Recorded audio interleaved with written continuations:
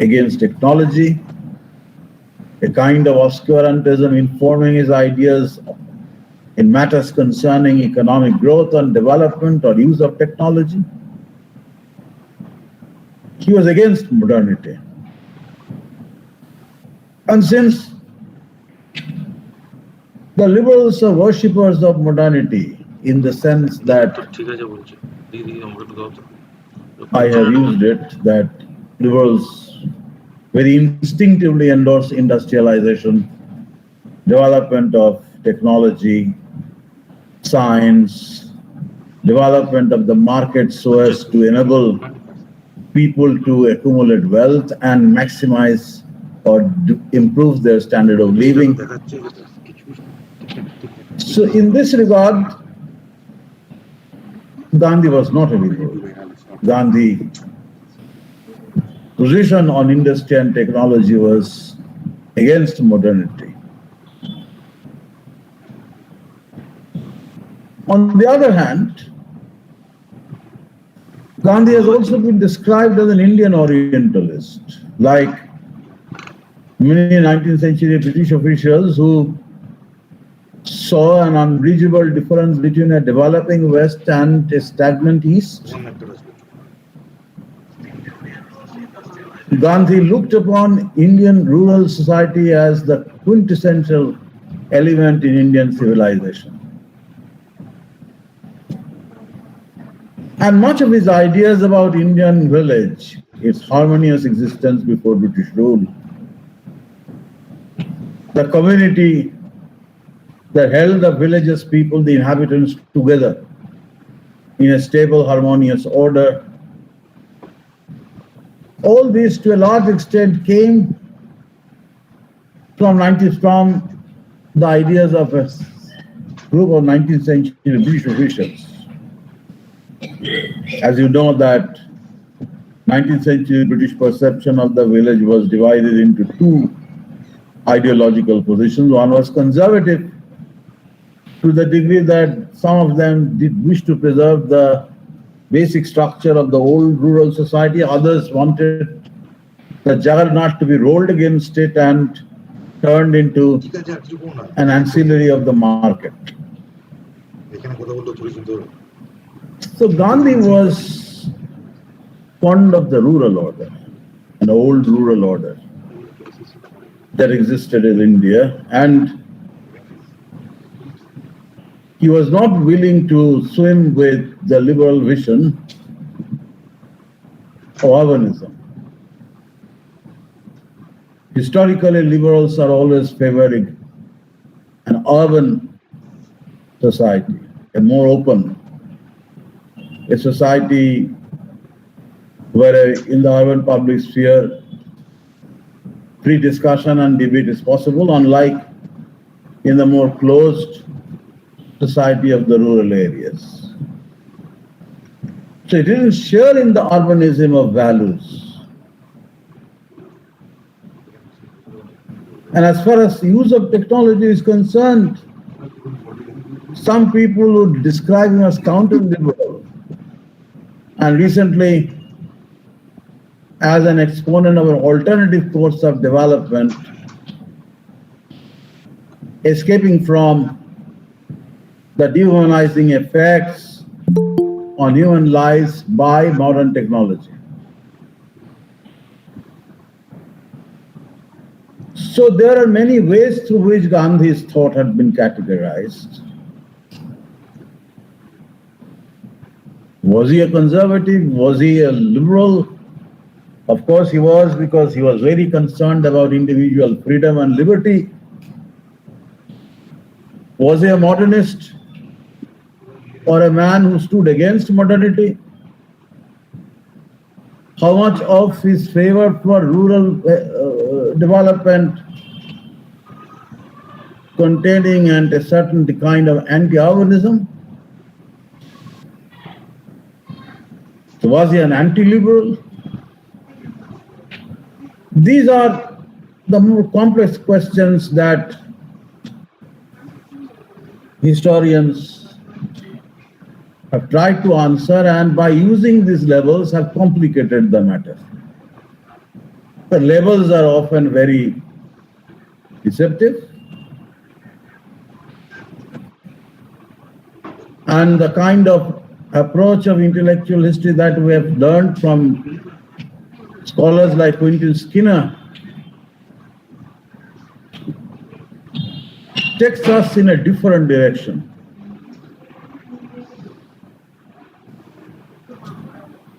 By enabling us to be more sensitive about the intentions of the thinker, contextually determined, and the reception of his ideas in a very different manner by a different generation. And the reception itself is also contextually determined. We are using Gandhi's ideas for our own purposes, spurred on by our own problems in our own time. While Gandhi himself thought out certain questions in response to certain problems that Gandhi was facing along with others in Indian political life. So this is, I believe, the best way to approach a thinker. In order to acquire a certain idea, to form a clear idea about the different kinds of meanings that ideas are capable of generating.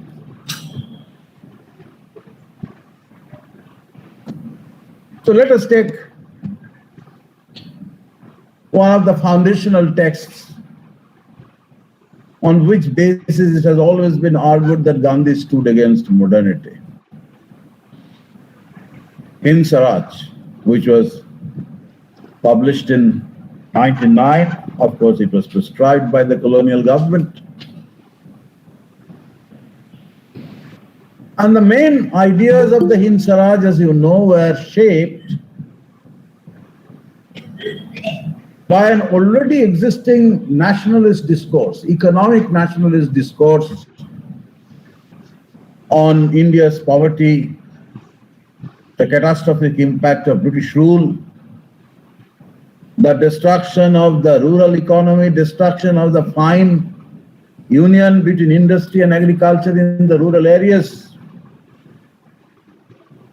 commodification of landed property, a growing exposure to the market, and the oppressive arm impact of the market economy on the peasants. Now, this was already an established position among the Indian nationalists, and Gandhi lapped it up, formulated it sharply, and worked it out as a part of his elaborate critique of capitalism and imperialism. Gandhi's resolution, of course, was the revival of the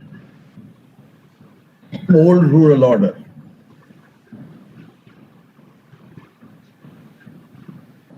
The rural order to be enriched by cooperatives, and that particular view was later crystallized during the 1920s and 30s by efforts towards regeneration of rural industry, empowerment of peasants, and a network of rural industries that would be capable of giving a good deal of employment to the rural people where non-agricultural employment was difficult to come by.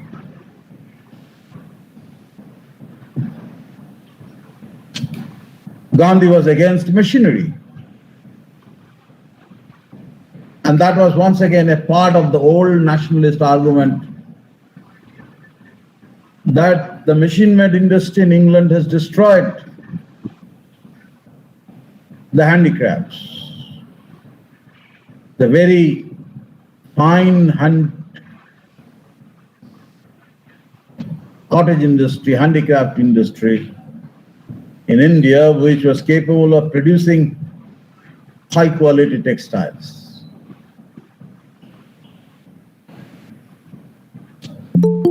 Now, if this is the crux of the argument, what meanings can these arguments possibly generate?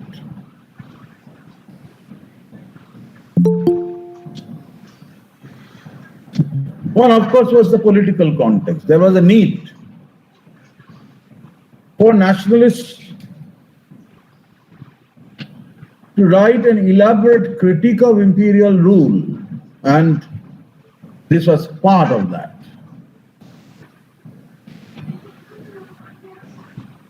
But at the same time, one has to consider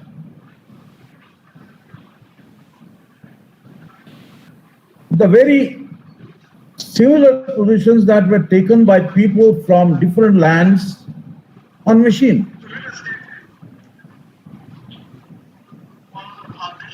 So the position that Gandhi took against machine might have been inspired by his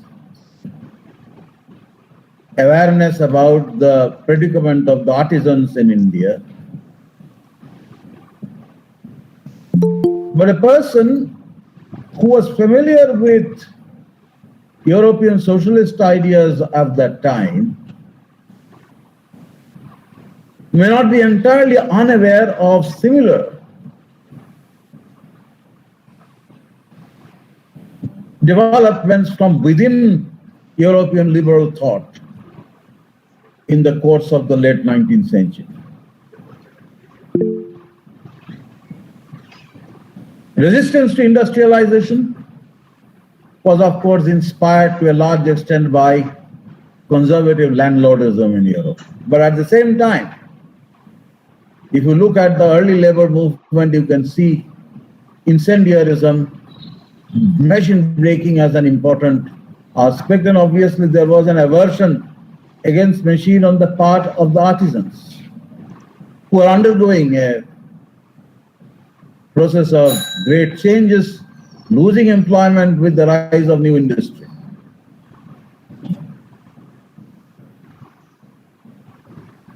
One can also see a great deal of similarity between Gandhi's position and Marx's position in economic and political philosophical manuscripts. Now, Gandhi, of course, was not a communist. He was against the Bolsheviks. He did not like the way Bolshevik state created a large behemoth, and the entire idea of planning was repugnant to him. But I'm talking about the humanist early Marx, who in his economic and philosophical manuscripts talked about the alienation that was caused by machine. That man was increasingly losing control of his own creative self, and whatever was produced by him was being a part of the surplus value. That the man has no control over what he was doing. He has lost the humanity. He has lost creativity. So this sort of a romantic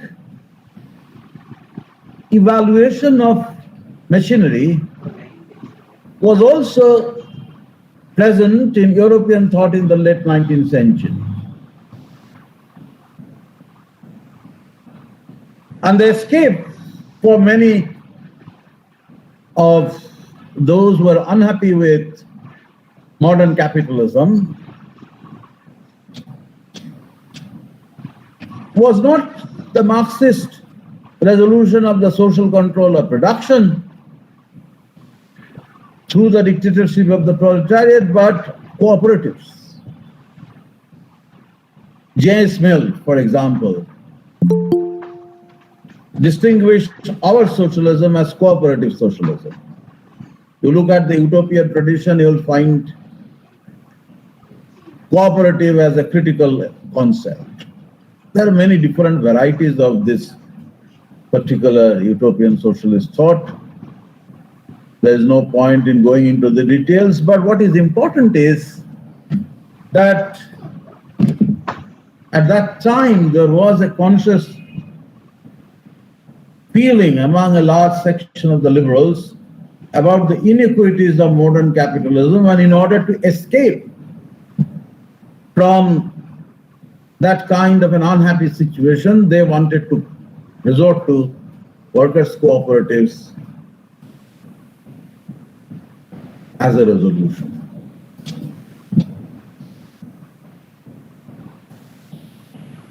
So I'm not suggesting that Gandhi had precisely used these ideas in the Hind Swaraj. I'm only trying to draw your attention to the possibility of a certain kind of comparison between what Gandhi was writing and what already European liberalism in the latter half of the 19th century had spawned as an escape from capitalism, as something which was not going to destroy individual freedom, yet would create a more equitable society, where the workers would regain their humanist self by establishing their collective control over the productive resources. So the Gandhian cooperative idea, with which you can link the Khadi movement, which you link the various kinds of Indian socialist thinking,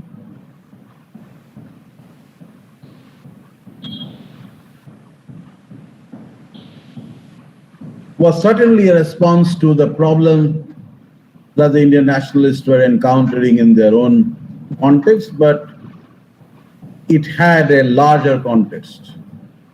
The ideas that they were working on had this larger context of a certain kind of rethinking about liberal economics by the liberals themselves.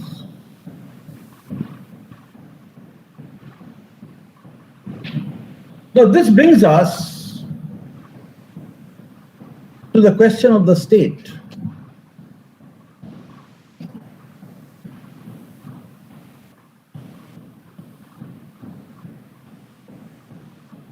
Because liberals in the late 19th century, many of them, increasingly became concerned about the possibility of democratic tyranny.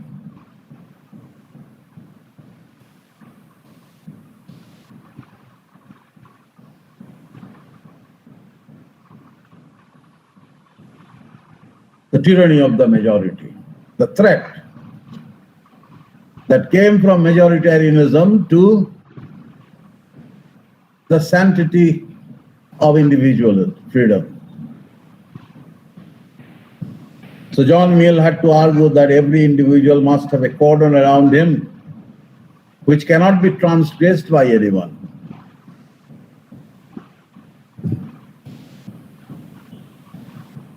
And the state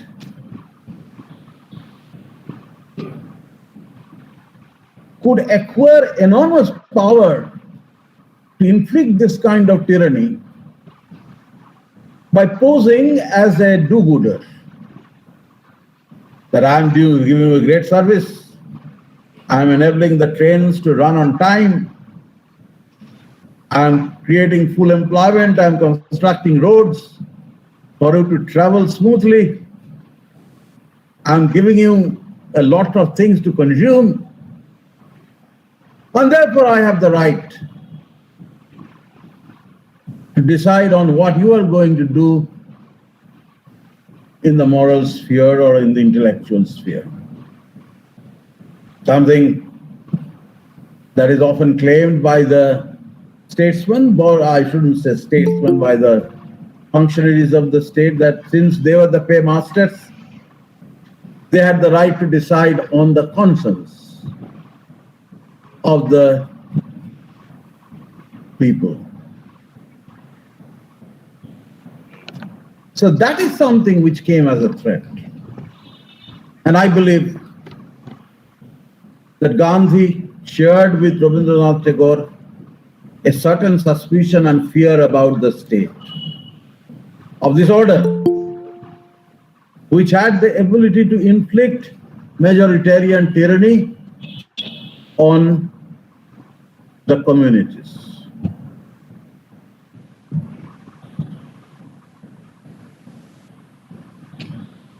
And the way out, of course, was local government.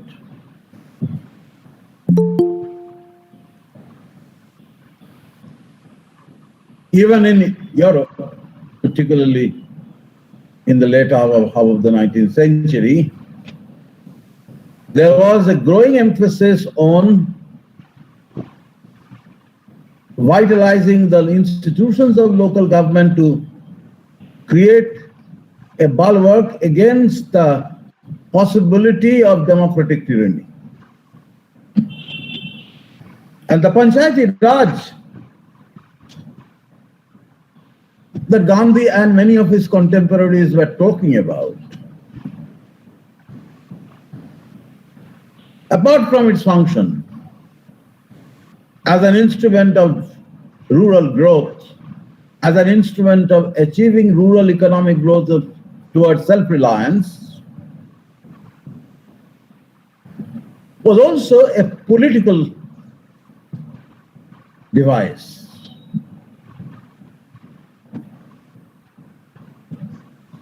Which was to depend on institutions that would allow a good deal of freedom to local communities, for them to be able to regulate the organized power of the state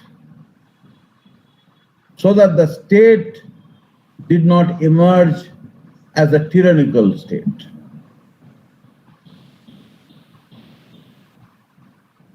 So there should not be a concentration of power in the agencies of the state. It should be decentralized. The local institutions would be a part of this governmental structure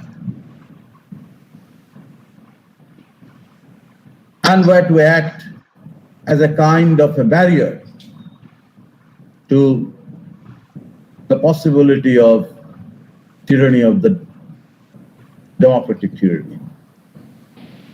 Those of us who are living in the 21st century and who have experienced Indian democracy during the last 50 years, except for the early decades after independence, are familiar with what democratic tyranny means. Majoritarianism. That may be of the party, that may be of a community. But that was something which the critics of the modern state would always argue, that there must be provisions for individuals to protect themselves from the intrusion into their domain by the state. So Gandhi was not alone, but there were others too who thought almost in an identical fashion. And roughly 1920s and 30s were a time when many Indian intellectuals were speculating on what we call an ancient Indian constitution. The ancient constitution of India.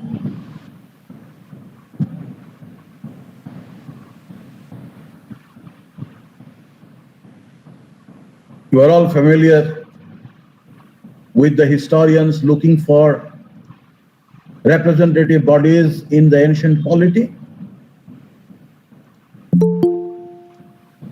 The king was to be assisted by the Sabhas and the Samitis, which are representative bodies. And each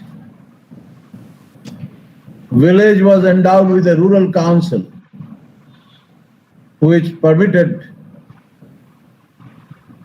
representation of the people in the governance of the country.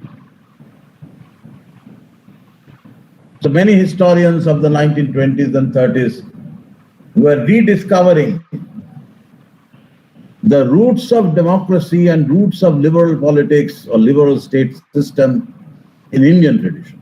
And Gandhi was also a part of that ideological baggage, which was not willing to assign all the credit to European thought or British thought. But that doesn't mean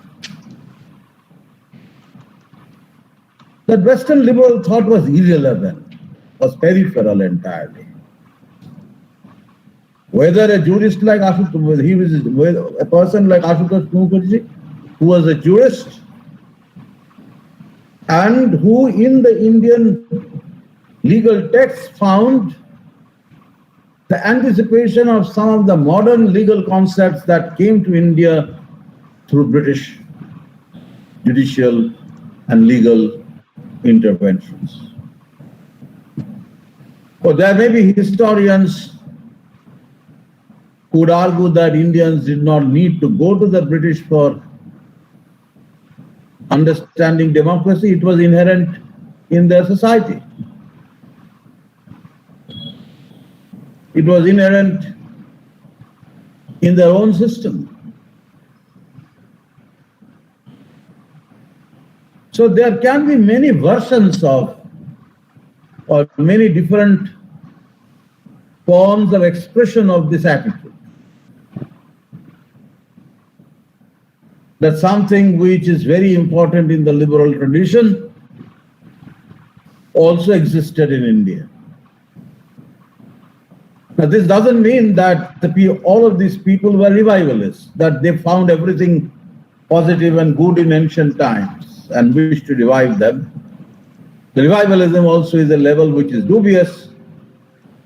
Such people wanted to place alongside modern liberal ideas indigenous notions and concepts which they found their own tradition.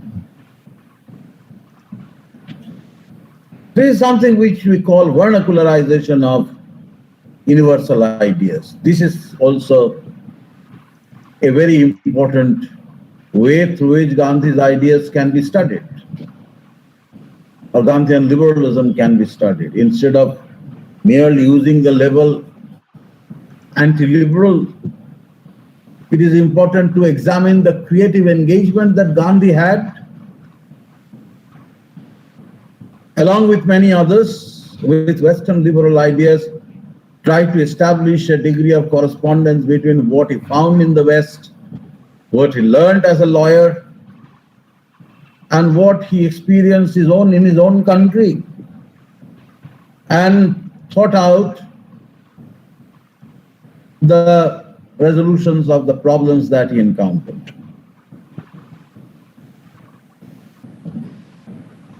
So the Panchayati Raj that we are talking about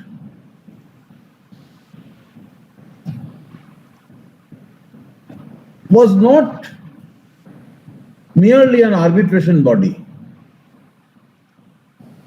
It had a role in economic development, it had a role in resource mobilization, it also, as a part of local self-government, it was to nurture democracy at the grassroots level. Indian democracy never tried seriously to establish the connection between local democracy and the centralized state. There was an inbuilt bias for statism, which Gandhi never endorsed. The National Planning Committee, which functioned under Subhash Bose's presidency in 1937, in which Nehru was a very significant ideologist, thought of the massive role of the state. Similar was Ambedkar's position, that in order to achieve social progress, upliftment of the backward people, A powerful state was what was needed. A man like Gandhi wouldn't actually swim with them. A man like Tagore wouldn't swim with them. They were always fearful about the democratic tyranny. They were always suspicious about the arrogation of power by the state, which was likely to threaten the individual freedom, which was likely to threaten the cordon, which would likely to violate the cordon that every individual has around him as a protective cover. So that is also the reason Gandhi was a great protagonist of what we call the ideology of consensus. Whether you look at the Satyagraha concept or you look at trusteeship idea, his positions numerous times on Hindu-Muslim difference, his appeal to the Congress to wait for the Muslim League to join the Constituent Assembly in order to be able to arrive at a consensus on critical matters so that the partition of the land could be avoided. All these actually indicate a deep-seated conviction about liberal politics, the politics of consensus. A radical may blame him for not being adequately responsive to the idea of class struggle. So he wanted the mill owners and the workers to come to agreements to arrive at amicable settlements of their disputes.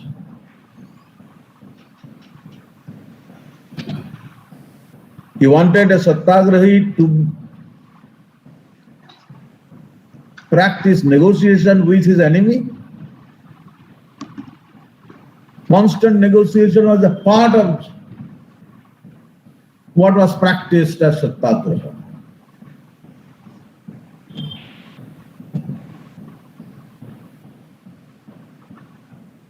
And this kind of consensualism in politics remains one of the critical foundations of liberal politics, liberal attitude. All this is connected with tolerance, the ability to debate, the ability to allow various rival opinions a space in social and political life.